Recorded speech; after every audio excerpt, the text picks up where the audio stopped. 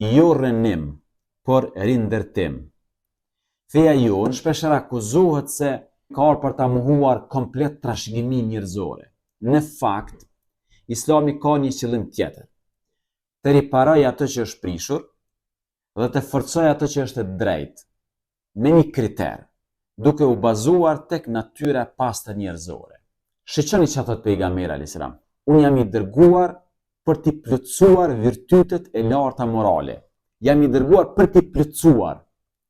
Le të kemi kujdes, edhe ata që interpretojnë Islamin, po edhe ata që kritikojnë Islamin. Mos i mveshni diçka që Islami nuk e duron. Nuk erdhi Islami me rënu gjithçka në këtë botë.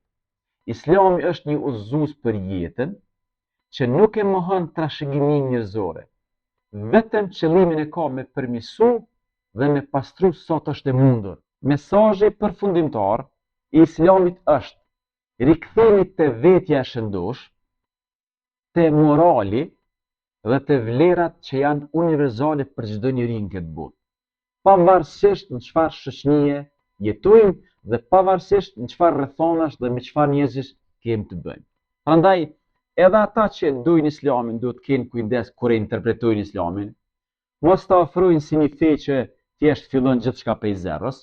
Jo, Islami synon me ndërtu çdo gjë të mirë në çfarëdo shoqërie që e gjen.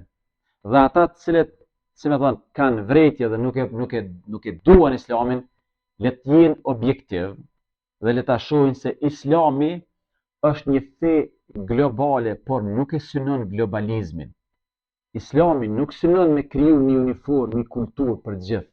Islami pranon gjitha kulturat e popujve, me përjashtim ato të cilat mund bin ndesh me, si më thon, me natyrën, me interesin dhe me parimet në të cilat ka ardhur kjo fe.